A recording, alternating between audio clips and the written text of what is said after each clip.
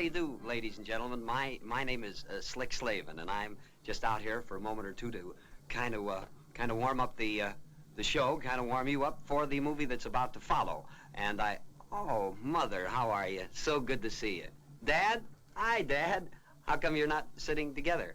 Oh. Melvin, a little chocolate on your face, Melvin. Let me get it off. There we are. Melvin, you might as well take that, share it with your friends. But anyway, while I'm out here, I'd like... How do you like that? A plane in my act, and it's not even third dimension. Well, what are you going to do? Goodbye, 2D. Bye, 2D. Oh, I tell you what, ladies and gentlemen, probably a lot of you folks have been thinking about how your various Hollywood stars will look and sound in 3D. So I more or less would like to show it to you, and I'd like to sing a little song that I wrote. A little song that I wrote entitled My Heart is Owned and Operated by You. And in the song, we'll more or less explain the rest to you as we go along. Here we go. Now, ever since I met you, I've been like a robot. Do the things you tell me, and you know it. Oh my, what am I to do? My heart is owned and operated by you. Now, Cary Grant will probably look and sound in third dimension something like this, singing the same song. Now, ever since I met you, I've been like a robot. Robot sounds like a plug for a picture. Do the things you tell me and you know it. Oh my, what am I to do? My heart is owned and operated by you.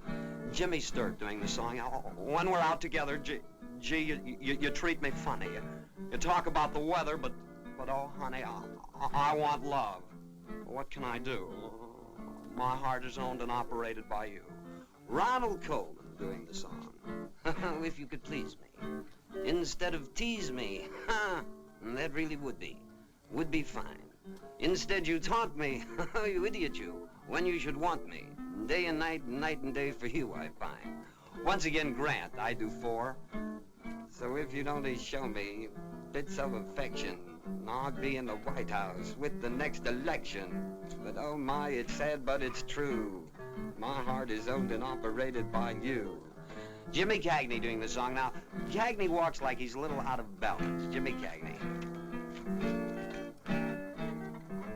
Used to work in silent pictures. Here's a fella makes $10,000 a week, can't afford a belt. My heart is owned and operated by you. When we're out together, gee, you treat me funny. You talk about the weather. But oh, honey, I want love. What can I do? My heart is owned and operated by you. Humphrey Bogart doing the song. Humphrey Bogart. Okay, Rosie. I can't stand those leeches. Come out of that washroom and come out clean. Larry Parks from the Jolson story. Larry Parks, we've been working on this for months. God bless you, I didn't think you'd get it. Peter Lorre doing the song. Peter Lorre, what talent. Ever since I met you, I've been like a robot, Sidney. Do the things you tell me, and you know it. Oh my, what am I to do? My heart is owned and operated by you. See the little air tworm, he has no one to play with. I cut you in half. Now you have someone to play with. Hey, there's a clever swell. Sidney Greenstreet doing the song. Greenstreet, wow. No, Peter, my heart is owned and operated by you. If you could please me. Mr. Lordy, drop that knife, Mr. Lordy, drop that knife. And haven't I taught you to eat with a fork? Hey, there's a good... Maybe not. Charles Lawton doing the song. Lawton, wow. Now, if you'd only show me bits of affection. By the way, ladies, this is very reducing. I'd be in the White House with the next election. But out by, it's sad, but it's true. My heart is owned and operated by you. And this is how I'll look and sound in 3D. If you could please me, instead of tease me, that really would be fine. Instead you taunt me, oh, when you should want me, a day and night and day for you I pine. Well, if you'd only show me bits of affection, say I'd be in the White House, oh, with the next election. But oh my, it's sad but it's true. My heart is owned and operated by you. Thank you so much, ladies and gentlemen. And, well, I guess now we're going to kind of get on with the show. I want to say that I certainly hope to see you real soon in this very same theater. So, God bless you. We'll see you. Now, on with the show.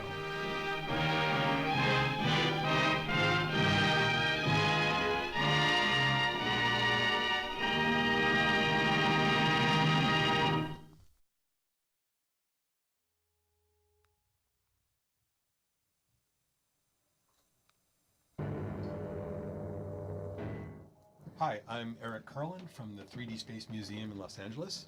And I'm Lawrence Kaufman from the 3D Space Museum in Los Angeles. And my name's Greg Moffat. I played Johnny in this film. And I'm Mike Ballou, author of the forthcoming book, Close Enough to Touch, 3D Comes to Hollywood. And we are going to watch Robot Monster and talk about it for you.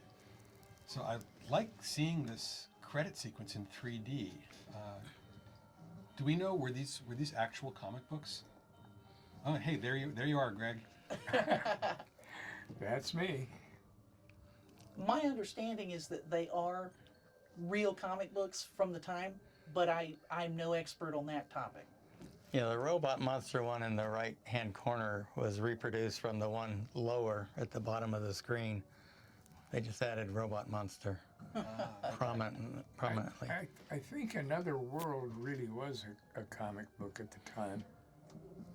I don't remember a Robot Monster comic book at all. And there's the credit for the automatic billion bubble machine. Yeah. It's funny that it gets its own credit, but the bubbles really are a big part of the 3D effect in this movie. And a score by Alan Bernstein. Did we check and see if George played both Great Guidance and I'm pretty sure he Roman? did. I think they hired him because he had the gorilla suit. Yeah. Well, that's precisely So why they hired him. they just switched helmets on him. And here we are. So Greg, you're the first person we see in this picture. Oh, you have my deepest sympathy. Honest folks, it gets better. I'm shooting the bad guys. Oh, no, I'm shooting my sister, who just wants to play house. And actually, I kind of like the foreshadowing in this opening scene that there's a space helmet, there's bubbles. Mm-hmm. It's sort of, you can see all the things that influence this little boy's dream.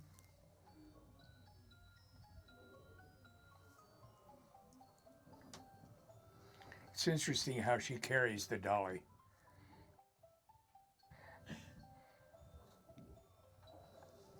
I mean, not like a child up on her chest or next to her face. Strictly a prop, then. It wasn't her personal doll, as far as I don't know. I don't know. My helmet and the gun were props. Oh, okay. They were not mine. But the costume was probably yours? Your regular clothes? Oh, yeah. Depending on the time frame for the film, as often as not, I'd wear my own clothes, whether it was film or TV. More often in TV than in film, but occasionally. Now, how old were you when you made this, Greg? In this film, I was 10. And how old was Pamela at the time? I'm guessing a year or two younger, but I'm not sure.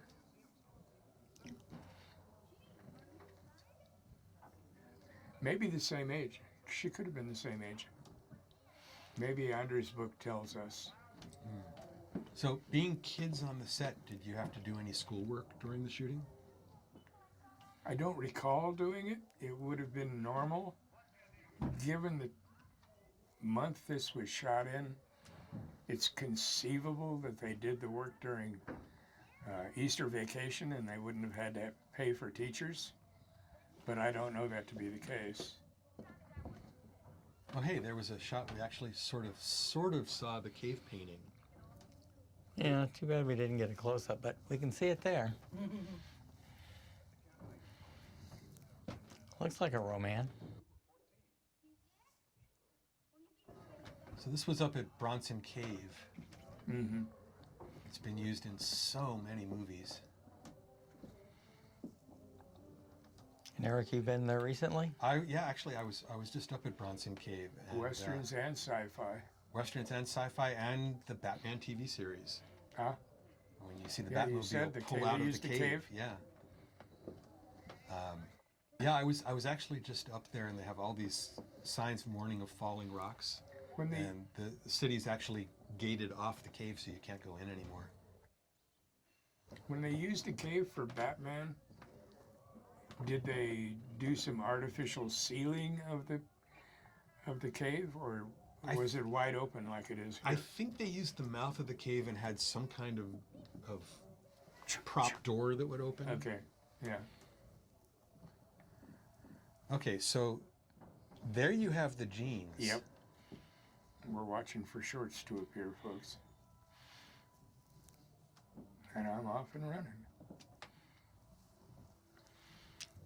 And there's a hole in your jeans, too. Oh boy. But it's been patched. That was in the day they didn't sell Holy jeans. You had to do that yourself. I never quite understood what knocked me out.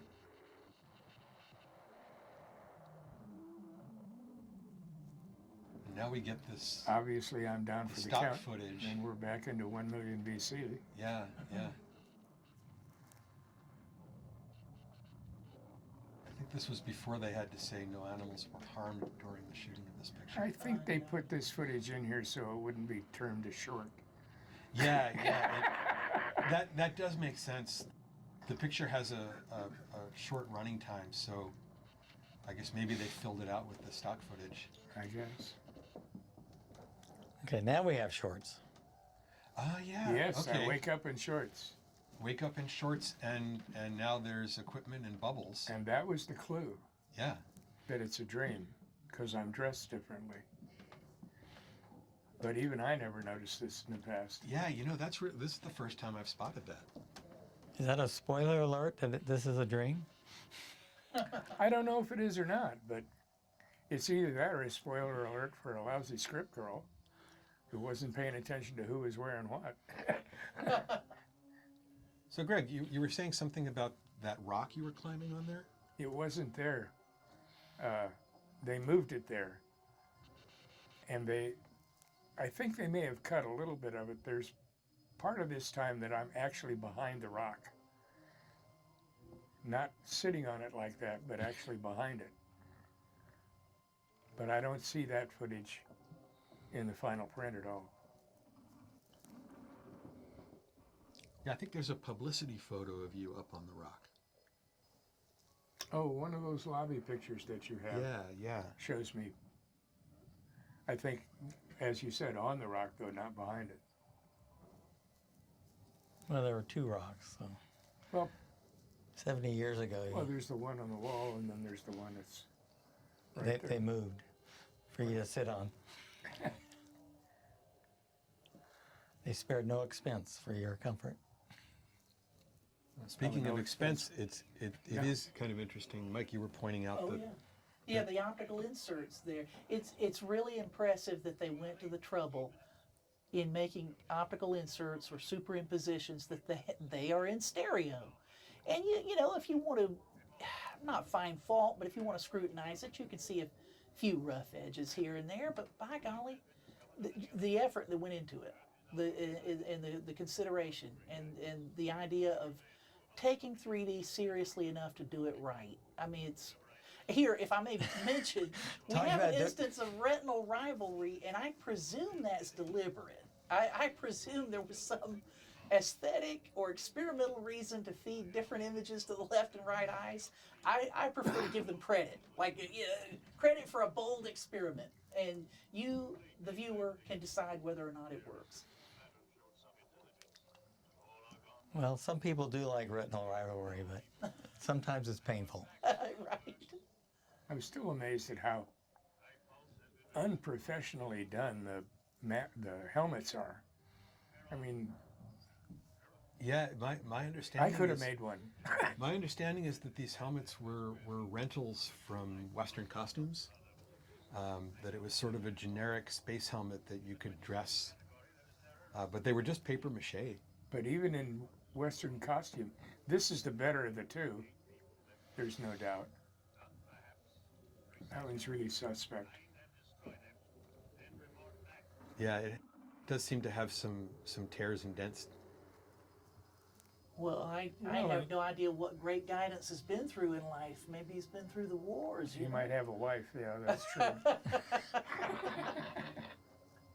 No, because that would be a human thing to do. Sure. Well, they look a lot like the same helmets that were used in a couple other early 50s sci-fi pictures. There were helmets in a picture called Flight to Mars in 1951 that looks to be the same helmets without antennas. And then in 1952, what was it? Radar Men from the Moon also had like the same helmet. And in 1953, a picture called Phantom from Space had the same, but it was turned backwards and dressed a little bit differently. But if you take a look at photos from those movies, really does look like it's the same helmets. Martha, it's all right. He's here. Pop, what do you think? I've a good mind to give you a thrashing. Didn't we tell you? Never, never, never to go outside of those wires without our... Oh, come on, Mom, give me a break.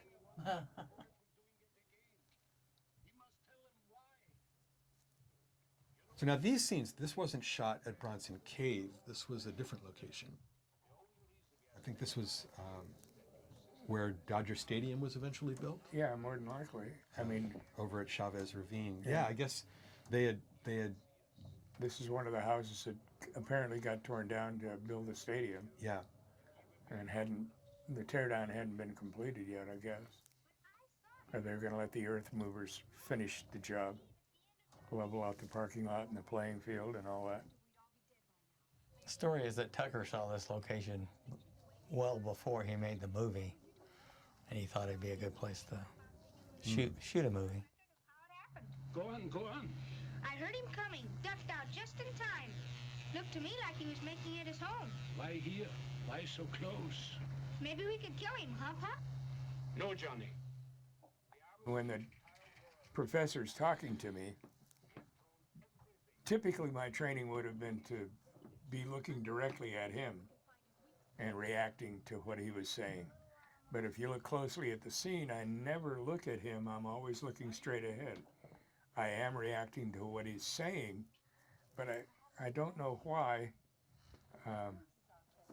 I don't know why I wasn't looking at him. It would have been my training to do that, unless I was directed to do otherwise. Capable of rigging a foil to prevent detection. If you only could find a way, only one way of communication with each other. Do you think we still have a garrison on a space platform? Roman hasn't destroyed that yet. Well, it could be. If we only could get through to them. But why should we succeed where others fail? Don't you talk like that, dear. And was your mother on set with you all the time? All the time. In an earlier adventure at Paramount, she was pregnant when we started shooting and decided to deliver before we were finished. So my Aunt Roberta took me back and forth to the studio for about the last month, maybe 6 weeks before my sister was born. But other than that, she was the stage mother. And well known throughout Hollywood, with Sharon's career preceding mine. She'd have casting directors calling her and asking her if she knew how I got my first job at Paramount.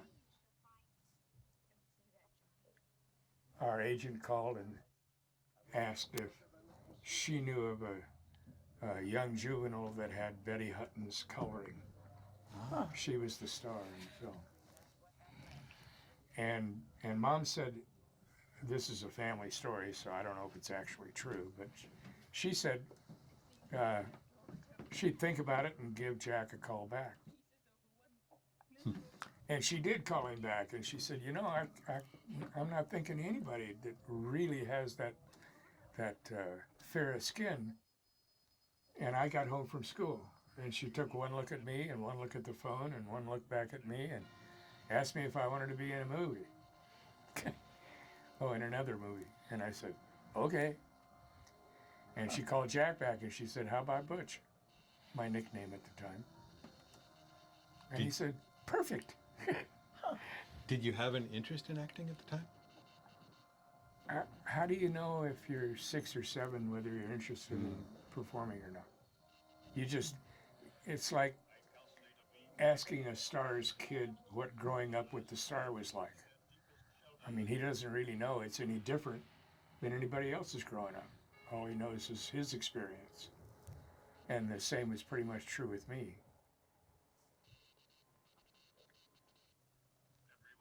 And you mentioned that your father was a musician?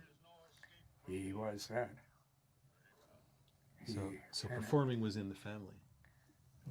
Oh yeah, both my parents came to California to break into show business. My mom was a dancer, and she actually appeared in a couple of movies in the 30s. My dad did a lot of little theater work, and that's where he and my mom met, actually. It was working in little theater. And it never worked out for him on film, although once he decided on his musical path, it took him to television in a couple of 2 or 3 different areas. But my sister had her first role when she was 11 months old. It was, I think, like 1937. He was hiding behind your rock. He was. So you had several other siblings too. Did they get in movies? There's 6.5 years between Sharon and I, and another 6.5 between me and my sister that was born, Candy, that was born during the filming of Let's Dance. So that's 13 years top to bottom. And then she and my dad decided to have 4 more. And the next one wasn't until 53, and that would have meant 3 at home. And before Candy would have been able to begin performing, Mom had already had 2 more children. I mean, if you assume that she couldn't perform much before my age, 5, 6, 7, 8, something like that, that would have been late 50s or early 60s. But by then, Mom had 6 to raise, not 2 anymore. So, and we had moved completely out of the Hollywood area, which pretty much terminated my career and denied anybody else the opportunity. Candy did perform in high school and did little theater work as a grown-up. She had a marvelous voice, a great singer. Heidi and Brett's a musician and remains so today. Heidi's involved at church. Candy was involved at church. Annalisa was crippled young and has had a pretty tough life. And I don't believe she was ever involved in any area of show business.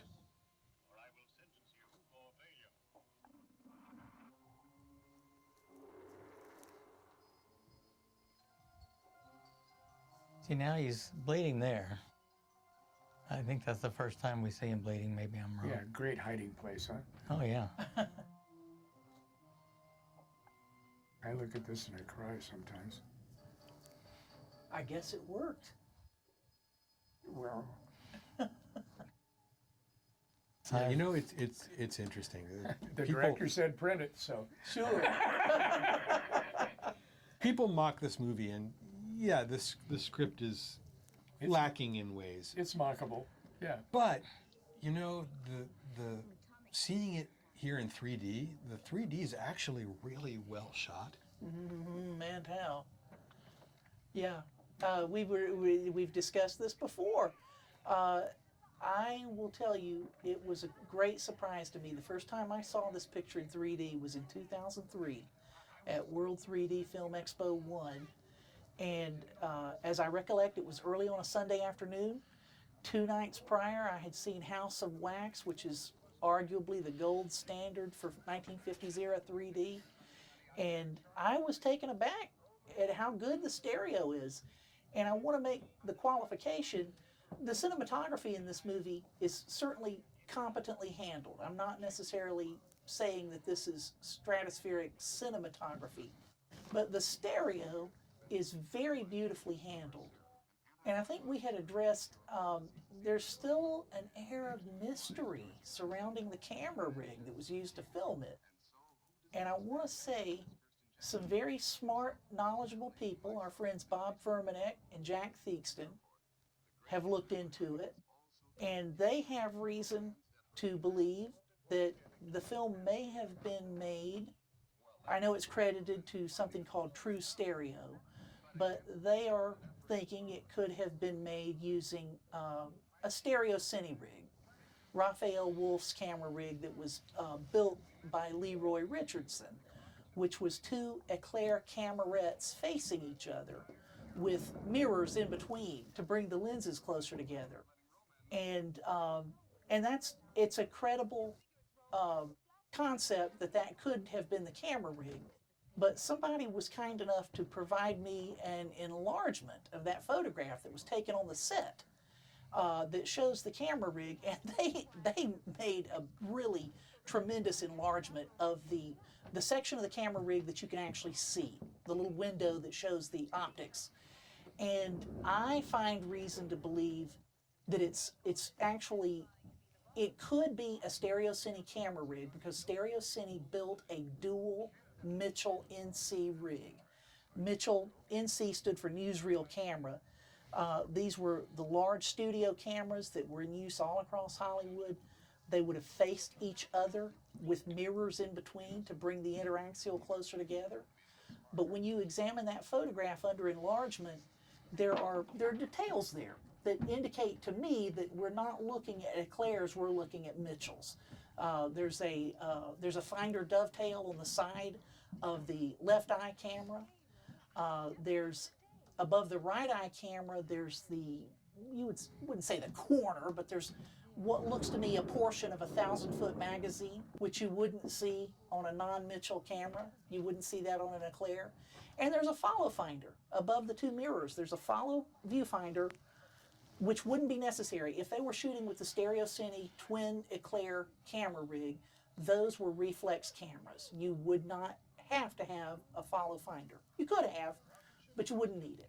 So anyway, there are some folks who think this may have been filmed with a Stereo Cine twin Eclair rig, and I might be the odd person out, but I'm thinking possibly Stereo Cine, but twin Mitchell.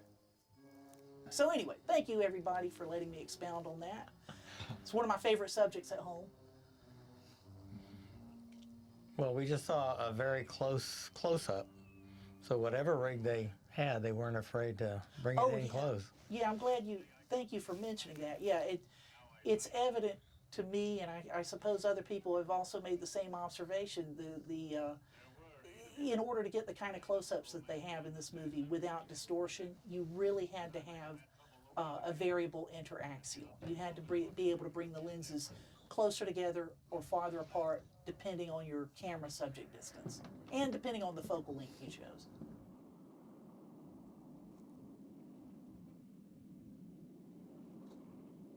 In a scene just prior to this, you can see George reaching in to help solder the connections, Yes, yes.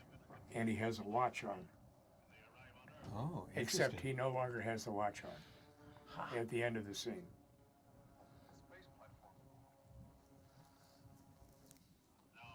This is a continuation right here of that scene. And I think we'll see there's no watch on his wrist. Hello, Bubble. That was beautiful. You were also pointing out that John Milon, your father, has a monocle that he never seems to use. Yeah. It's probably the first time I've ever said that out loud, or thought about it, actually. I think there's something to be said for the conviction the cast brings to their performances. There's a real sincerity in this movie. Okay. Calculate your chances. Negative. Negative. Negative.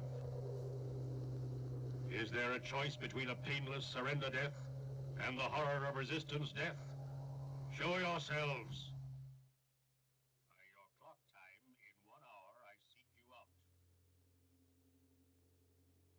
Last warning. Well, Now, Greg, okay. I was trying to look suitably concerned. I'm assuming you were there for the entirety of the shooting, since you have scenes both with the family and with Roman at the cave. Yeah. How long was the shoot for making this film? 4 days, maybe 5. George, we can't go on this way much longer. In Chavez Ravine and in the canyon. I don't remember any soundstage work on this film at all. George, talk to him. Make him see that we won't. Do you recall, was it mostly single takes, or did you do multiple takes of scenes? You know, I have no precise memory of that, but given the budget, my guess would be they pretty much went with the first take every time. Not like that. Here's another one of those close-ups. Yeah. There's The watch is back. there's the watch. Oh yeah. Now, is that her hand or his? It's his, isn't it? Yeah, with Yeah, the- because with the she watch. just took it from him. Yeah. Yeah. That was taken with that same series of close-ups of the soldering from the previous scene. Right.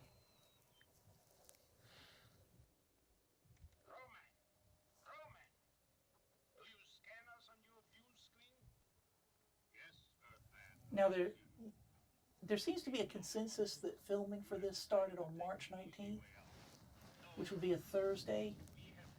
So some have suggested the 19th, the 20th, the 21st, and then we hope they gave you Sunday off, and then we hope, and then maybe continued Monday and possibly Tuesday. Does that seem about right, or would you? I have days of the week I wouldn't have a clue. Just no idea. Shooting was reported to end on the 23rd, which would be Sunday. So I don't think they took the day off. 19, 20, 21. No, Sunday would be the 22nd. Oh, Okay, okay. okay. Maybe you're right then. Yeah, because the only reason I know this is Okay, because right. right before the flick, I checked a note about Second Chance, which started filming Monday, March 16th. Yeah, now you mentioned it, that they didn't film on Sunday. And Easter that year was April 5th. Ah, okay. Okay, so this didn't happen during Easter vacation. But So we it would have was- been, Pamela and I would have been in school on weekdays. They were in such a hurry, maybe they wanted to get it into release by Easter. I've always heard that they tried to get it released before the paddleboard shots House of Wax, yeah, in House of Wax. right. Huh. I think House of Wax had already wrapped by then, but certainly everybody was rushing to get their 3D movie out. Oh, yeah, get it out by then, yeah. But yeah. but I think this had problems. We don't know what. But they didn't announce the special effects scenes until May. So that's when those were shot. All the fabulous stock footage too was added then, I believe. So, and then it was released early summer. It was still like the 7th 3D movie released, I believe. Yeah. But yet they released it in Los Angeles at 7 theaters before Astra picked up the picture to release it Have you ever? Worldwide. Did you ever read the review from the Times movie reviewer in the day? I have a copy of that. This was part of a double feature, the way I understood it. And the other feature, the title was Run for the Hills, supposedly. And the reviewer said, before you watch Robot Monster, follow the instructions of Run for the Hills. That's how good this film isn't. I think before the World 3D Film Expo, the only way to watch this was either on anaglyph prints or maybe there was an alternate Vil print. But there was a lot of 3D footage missing. So people feared that a lot of it was 2D, but then we got to see the print at the expo, and it was all there, left and right. Yep. Oh, it's like seeing it for the first time when you actually see it in full 3D like this. It's a revelation. It really is. Is there a watch on George's wrist? Business, is that it? Letter return, no forwarding address? Can't you see you're being sentimental idiots, letting your emotions run away with you? Perhaps that is the quality of being human. The very thing that makes us different from Roman. The difference we are trying to preserve. Very pretty talk, but I still intend to do something. They never thought people would have a copy of the film back in 1953 to check that. Or would be going through any of this, yeah. You see it one time at the theater, and that was it. Unless you went back to see it a second time. I remember the first time I saw it. Was it 3D? No. And then, of course, here's the intermission. Here it comes right at the halfway point. But they always had these intermissions in 3D pictures. In my adult life, I managed recreational facilities quite often, bowling centers and roller rinks and stuff like that. And I was an assistant manager at a bowling center in Bakersfield, and we had, I don't know if you've ever heard of blue chip stamp bowling or not, Yes. but people would get together and try to win blue chip stamps on Fridays and Saturday nights and such. And we had a midnight squad and had pretty much a full house. I built it up pretty good. And we had TVs on every pair of lanes. And it was on the midnight squad, and somebody turned it on one of the movie channels, 13 or 11 or whatever, where there was something playing late. And Robot Monster was on. Now, everybody in the place that was bowling knew me by name. I mean, I was one of the managers, so. And when the credits came up, a few people saw my name. And they came running up to the desk and said, "Is that you?" And I said, "What are you talking about?" "Movie." I look up and I didn't know what to say. "Oh no, that's not me." And then it'd play a little bit, and a scene, when it opened, the movie opens, and it sure looks like it could be you. I started getting that. Yeah, okay, it was me.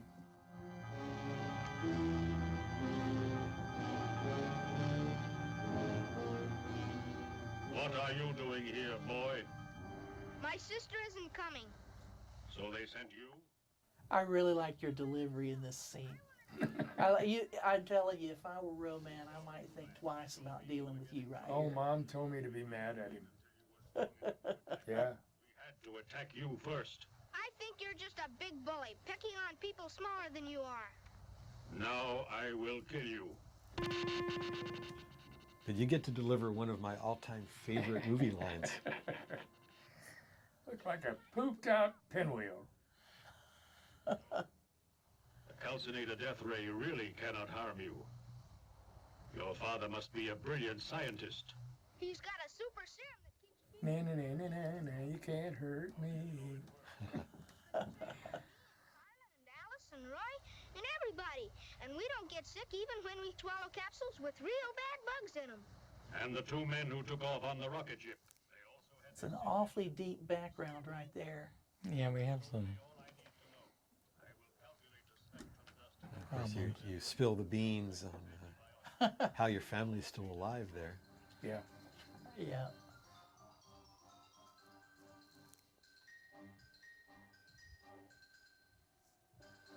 I'm gonna get you.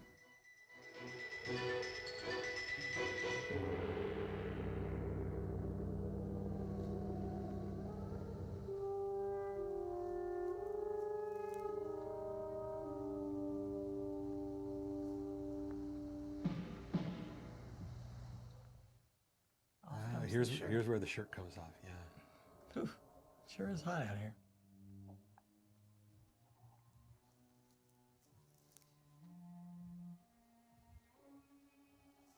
Now, there was an item in Variety around this time that there had been a fire in those. It looks like maybe. Yeah. Whatever happened, it adds to the stark look of some of the scenes. It really does. It does look like something's been burned out. That bush especially. As a side note, that George Barrow's gorilla suit, it also makes an appearance in another 3D picture. George does? Yeah, George played the gorilla in Gorilla at Large, and Oh. it's the same gorilla suit. Other He's George, okay. He's got his gorilla head in Gorilla at Large, and he's Gotcha. got the space helmet.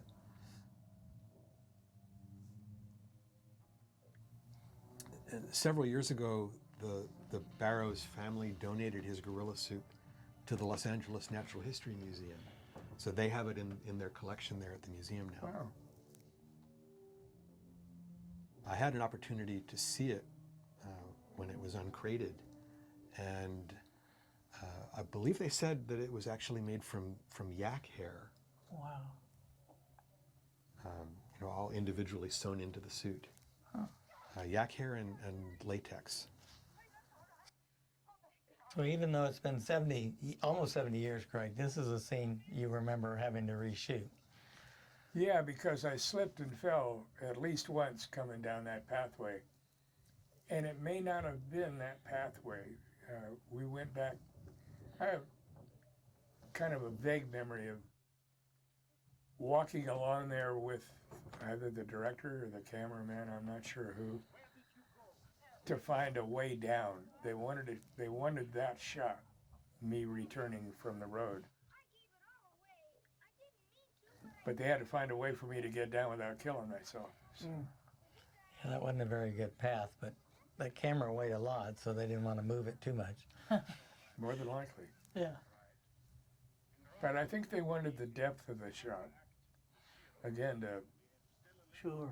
to focus on the 3D production, portion of the Right, right. production. Yeah, this location in Chavez Ravine actually lends itself to 3D really well, with the actors in the foreground and the ruins sort of as the mid-plane, and then the hills in the back. That makes sense. Johnny's safe. Room in, my dears.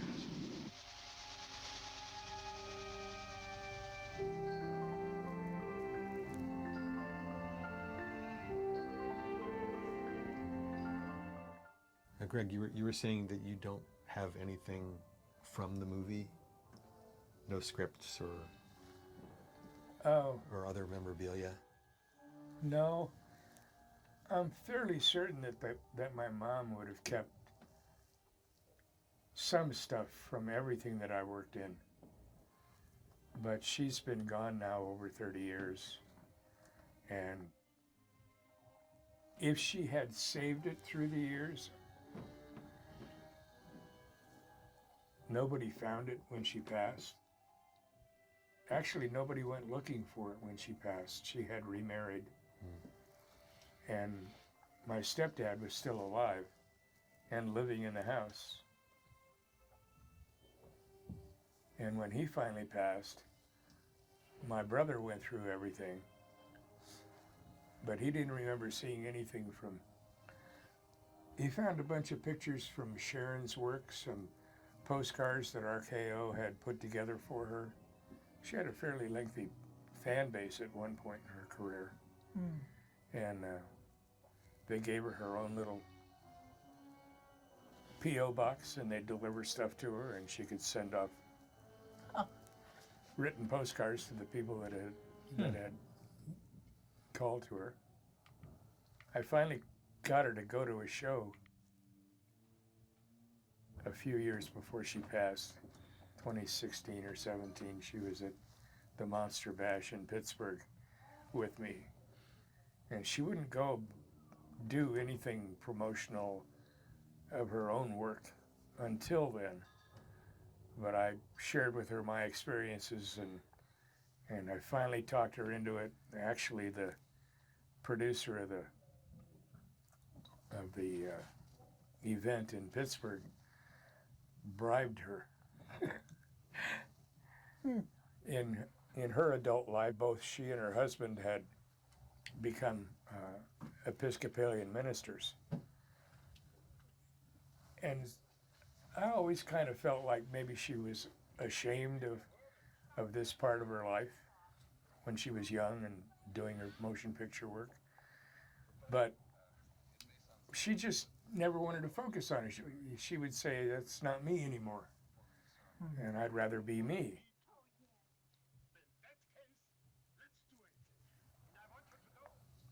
So I told her, I said, you know, the first time you go to one of these things and people start saying your lines back to you from films you made 50 or 60 years ago, you're going to be amazed.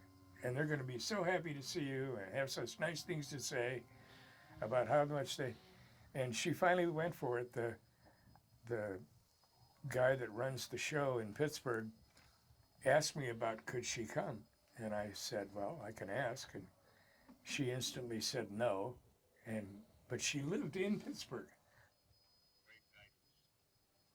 And I called Ron back and I said, she said no. And he said, ask her if I can bribe her. And I said, what? Well, if she lived where you do, I'd have to buy her a plane ticket back and forth. I'd have to put her up for 3 or 4 days during the length of the show. I'd have to feed her. But I don't have to do any of that with her. So maybe I could donate $1,000 to any charity she chose if she would come.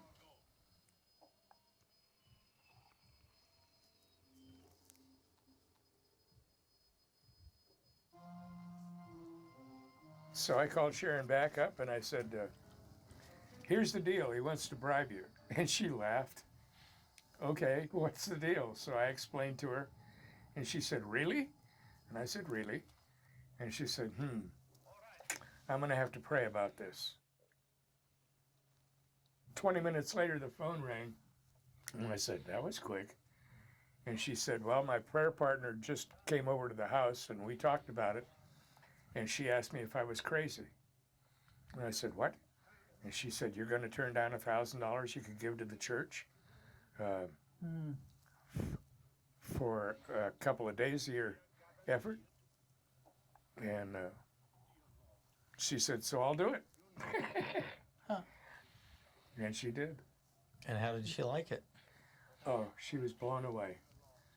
They invited her back 2 more times, actually 3 more times. She couldn't, she was very ill this last time they asked her, and she just did pass a year or so ago.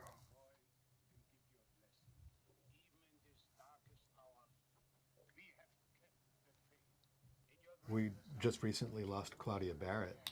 Yes. I understand you did some appearances with her as well.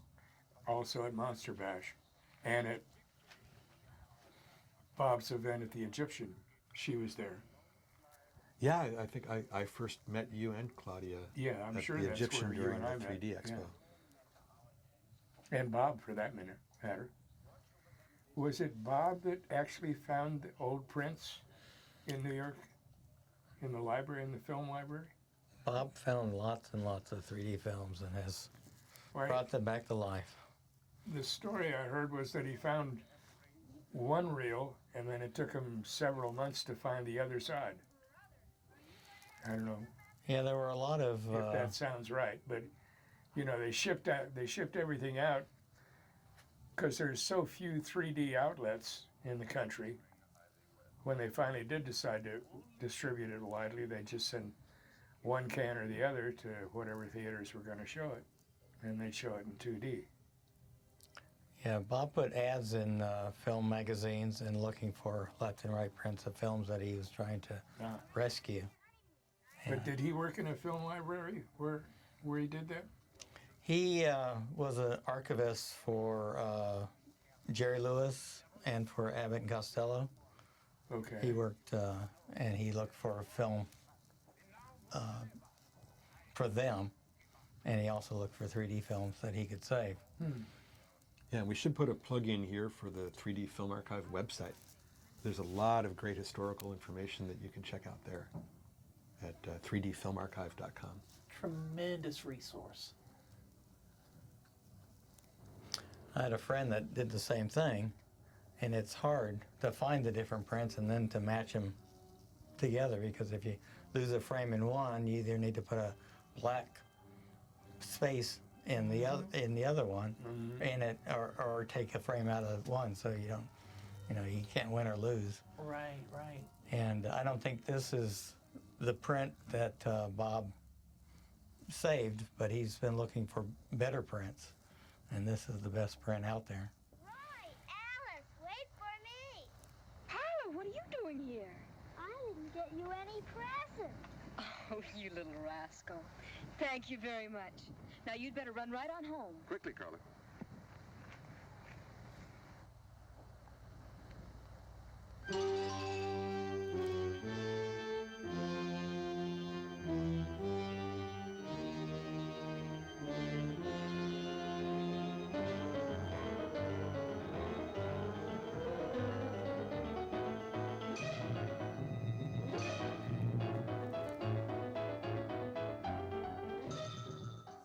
Can we just talk about how much George Barrows walks back and forth on these hills?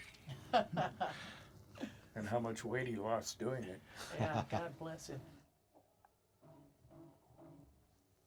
At least it wasn't the heat of summer shooting this. Sure. Because I would imagine being inside that suit is really, really toasty. I wish I had thought to check the weather reports for March 19th, 20th, 21st of 53. But I think I read, he mentioned in an interview that he was losing something like 10 pounds a day. I could believe it. And then putting it back on, drinking fluid the next day and then losing it all over again. There is nothing phony about that suit. I mean, it weighs as much as it looks like it weighs. Well, there are so many fake-looking suits. His definitely was real looking. Yeah. It may be worth mentioning how, I guess this is the one time in his career he got to do a performance with a not ape-like performance. He has an ape suit, but his gait is like some other creature. More human than ape-like, yeah. Yeah.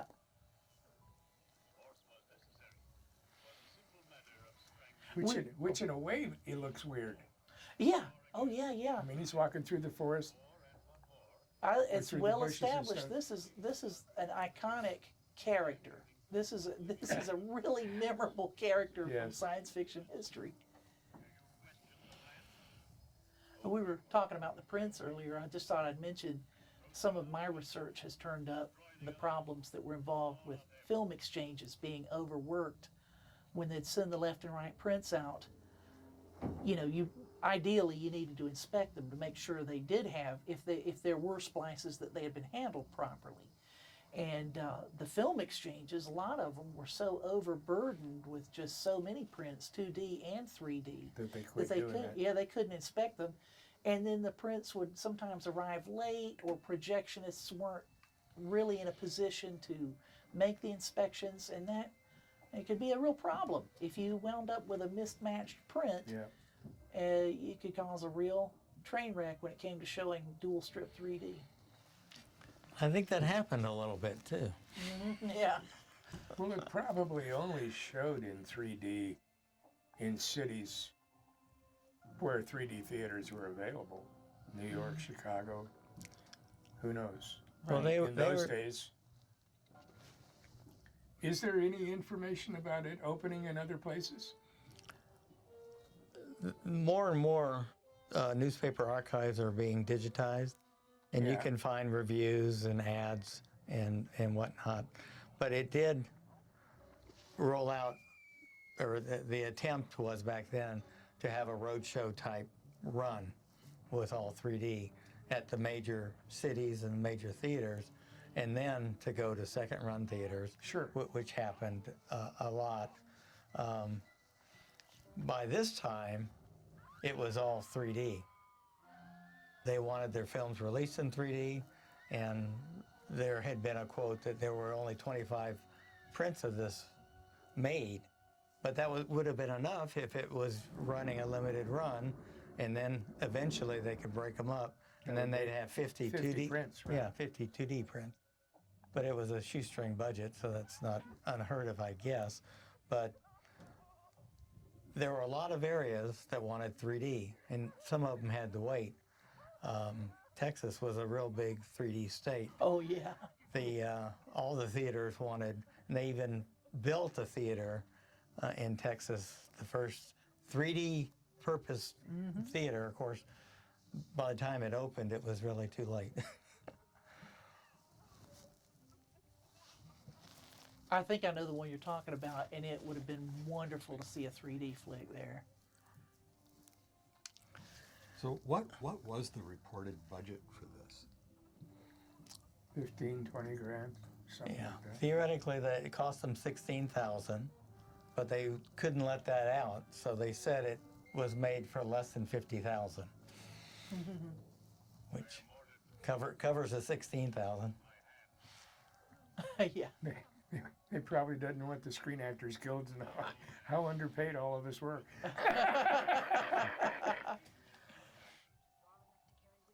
It's only 4 days' work. I have no idea. You had to bring a change of wardrobe, though, apparently. When I first started working, my mom would give me a nickel a day. That was my wages. Now, Greg, you mentioned that your mom was a bit annoyed that we never saw your face in this scene. Yeah, because I'm pretty sure there's no place to set up a camera back on the other side. Romance gone.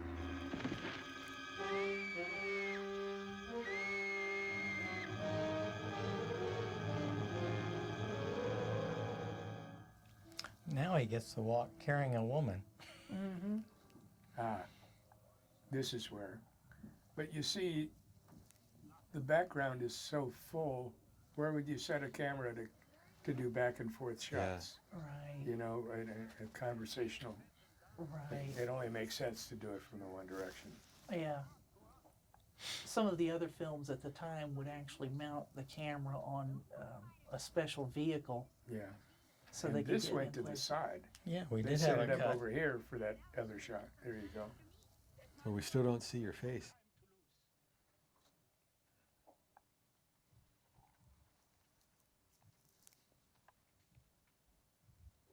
So Pam's dead. I'm not. She's captured. Nobody hiding behind any rocks.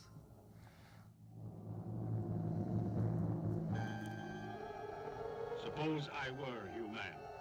Would you treat me like a man?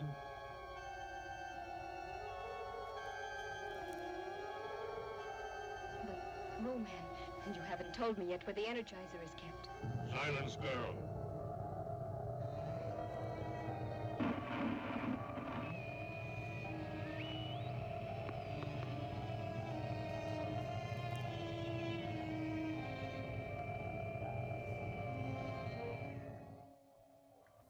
Quality of the film looks better on the close-up. I don't know if it's just it's darker. See, he just drops the rope and walks away. When he comes back, she's tied from ankle to. So that scene kind of feels a little bit like sort of a shout out to King Kong. You've got the Right.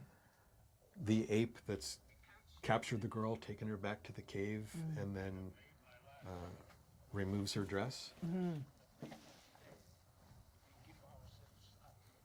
And King Kong had been reissued the year prior, had it not? It might have been fresh on their memory. Yeah, it had been, and again in '55 it played on a double bill. It was a real moneymaker for them, RKO. They needed it.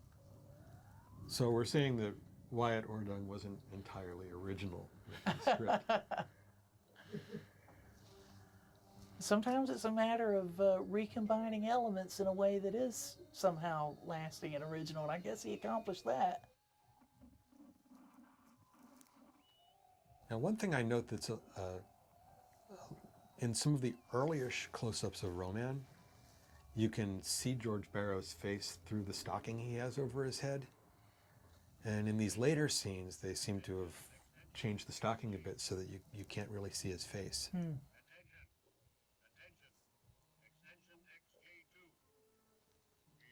I can't imagine that they watched the rushes after the first day, but maybe they realized it. You have captured the girl and not destroyed her.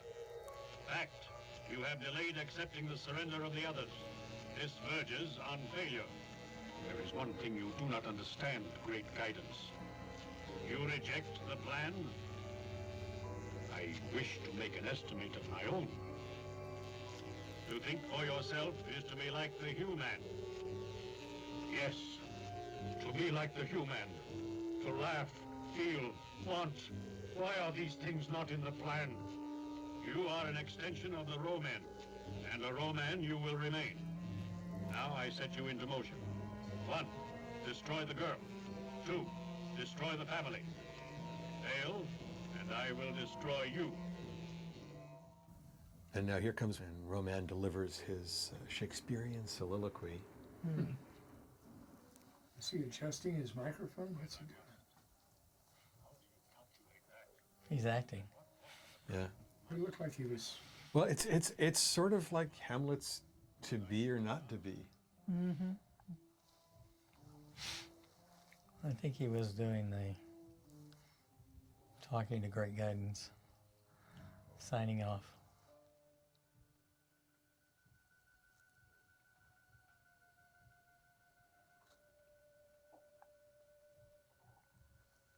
I guess the monocle is just to make him look more like a professor.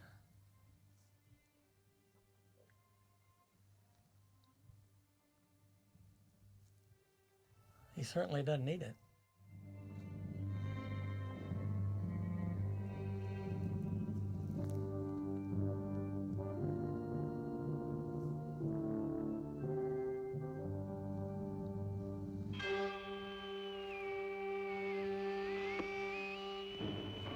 Attention, attention, extension, Yeah, talking about the script, the whole Great Guidance thing wasn't in the script, so at some point they did an edit on the script. Speak, Great Guidance. Why have you not killed the girl? I must, but I cannot. Several years ago, there was an auction of the Rock Hudson estate, and George Nader's copy of the Robot Monster script was one of the lots. Wow. I'd love to know who won that auction and track down that copy of the script. It'd be wonderful. We were talking about it before. Whoever got it, I hope they took care of it. It's to some of us, it would be an important relic. It really would. Yeah, it's amazing all this paper that's out there. Some of it's selling for more than cost to make the movie. Yeah, well, and the Roman helmet, the actual original Roman helmet, is in Bob Burns' collection. I've had the opportunity to visit his house and see the original helmet, and I've seen George Barrow's suit. Someday, hopefully, they can be reunited. That would be nice.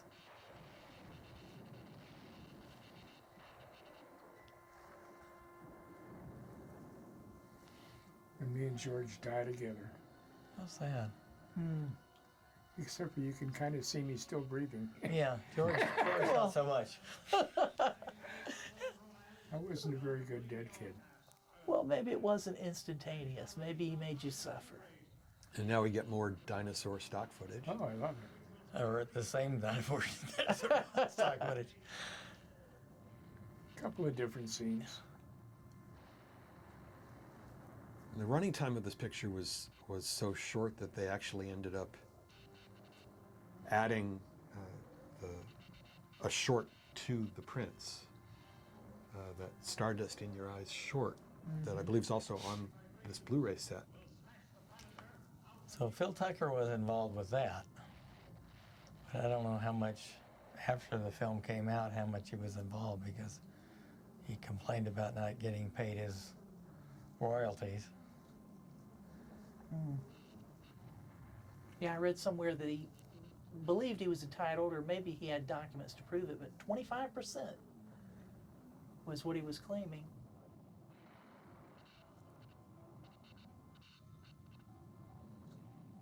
Who got the other 75? Well, I think the person that got the 75 got the practically 100. Yeah. Yeah. I think that's the way it ultimately played out, is if I understand the story right. What did Phil Tucker do after this? He did make some films with Lenny Bruce.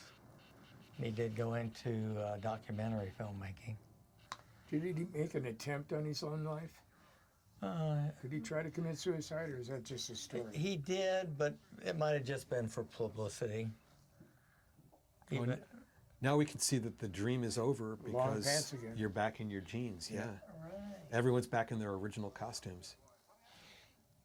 Roman's back on the wall. You all right? You gave your mother quite a scare. Yes. Here it was getting dark and no Johnny. You're alive? Yeah. Hurt too? Boy, was that a dream or was it? Well, I must try to repay you for all the trouble you've gone to. Won't you and your assistant join us for dinner? Do. Done. Will you play house with me when we get home? Well... I like that Rocket Ranger shirt you're wearing. We need to make those available for the, So for the Blu-ray. I notice it's kind of interesting that the dream structure of this picture is similar to another picture from the same period, Invaders from Mars, that also ends up being a young boy's dream of an invasion of Earth. And then, of course, we have great guidance coming out of the cave at the end.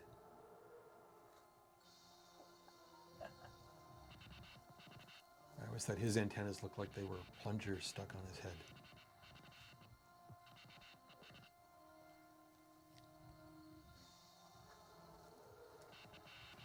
But both this and Invaders from Mars sort of have that question mark on the end of, you know, is there really an invasion? Well, Greg, thanks for the commentary. Yes, thank you so much for joining us today. Thank you for joining me. It's been a And treat. giving me the opportunity. This is pretty interesting stuff.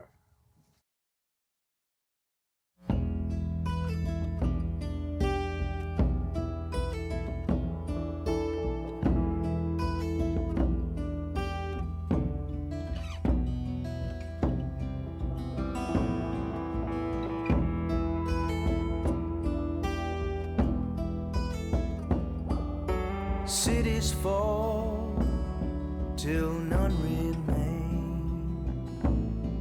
The way is made. Down the canyon walls, though I heard your name, it's a dying place. Was I dreaming? Was I dreaming when I took your hand? Was I dreaming for a moment? Was I a man?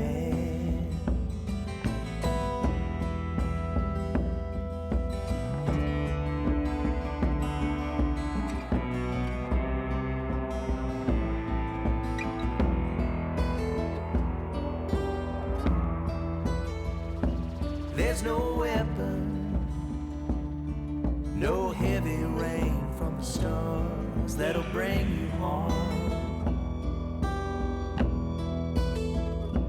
There's no option, my directive wicked from the start. I feel in what you call a heart.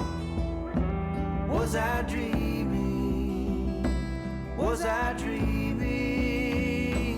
Or was I a man? Was I dreaming? Struck down in the desert sand.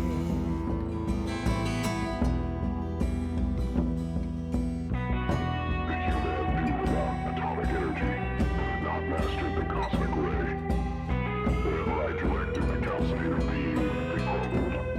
At first, the rules thought it came from one of our riveting nations. They began destroying each other with hydrogen bombs. I announced myself to keep them from wiping out cities, which will give our people much amusement.